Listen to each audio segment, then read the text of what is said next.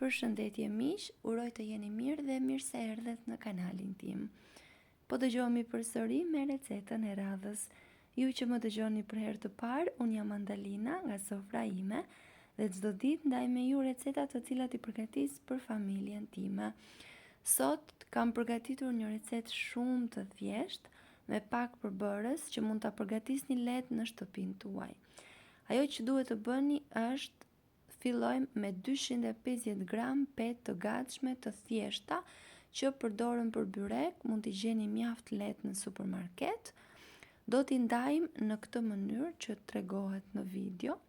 Pasi e kemi prerë gjysmën e pakos, pakoja kishte 500 gram, unë kam përdorur gjysmën, varet nga masa e tavës që do përgatisni. Pasi i kemi prerë, do t'i hapim shumë mirë me duar, kështu ato do të thahen. Kjo është shumë e rëndësishme pasi pas përgatitjes nuk duhet që të ngjisin, pra nëse i lini ashtu si janë, do ngjiten dhe pjekja nuk do bëhet ashtu siç duhet. I hapim shumë mirë dhe i lëm ato me një anë. Ndërkohë në një enë do shtojmë 3 vezë, 200 ml qumësht, 30 ml vaj ulliri, krip, rigon. Nëse nuk e preferoni rigonin, mund ta zëvendësoni me ndonjë erës tjetër në kuzhinë. Masën do ta përziejmë shumë mirë. Dua t'ju kujtoj se nëse jeni i ri në kanalin tim, ju ftoj të hidhni një sy recetave dhe nëse ato ju pëlqejnë, mos harroni të bëni subscribe dhe të shtypni butonin e ziles, kështu do njoftoheni për çdo recetë të re të postuar. Çdo ditë postohet nga një recetë. Tavën do ta lyejmë me pak vaj ulliri, me ndihmën e një peneli. Nëse dëshironi ta shmangni yndyrën, mund të vendosni një letër pjekje poshtë. Pasi i kemi lyer shumë mirë, do vendosim gjysmën e petëve që përgatitëm pak më parë. Do shihni që ato janë tharë pak, por ashtu është më e mira. Pasi kemi vendosur gjysmën, do vendosim edhe gjysmën e masës së lëngshme që përgatitëm,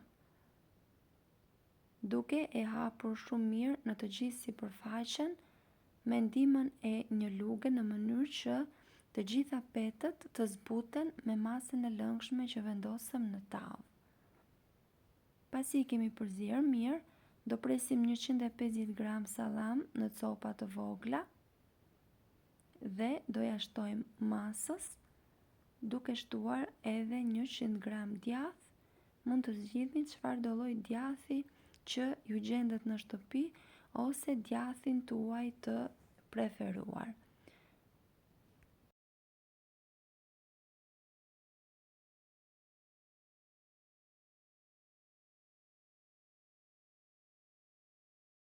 Pasi kemi vendosur edhe djathin, do vazhdojmë me pjesën tjetër të petëve që lam me një anë.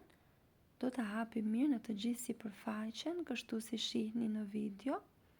Do vendosim edhe pjesën tjetër të masës së lëngshme, duke e përhapur shumë mirë në të gjithë sipërfaqen, në mënyrë që të gjitha petët të zbuten me masën që kemi vendosur.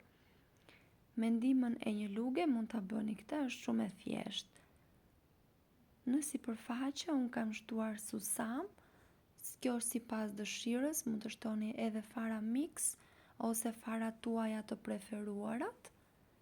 Por bëhet shumë e mirë, në familjen time susami është shumë i pëlqyer dhe unë e përdor gjërë në recetat e mia. Masa është gati për t'u pjekur, e pjekim në 200 gradë derisa të jetë gati. Them gjithmonë derisa të jetë gati, pasi pjekja varet dhe nga furra që ju keni. Shikoni pak se çfarë ngjyre fantastike ka marrë pas pjekjes. Mund ta quani sufle, mund ta quani byrek, si të dëshironi ju, por ju sugjeroj ta provoni pasi është një ide mjaft e mirë kur nuk keni kohë, por dhe një ide mjaft e mirë për t'i marrë me vete në punë ose në shkollë, por edhe në plazh. Si ju duket si recetë?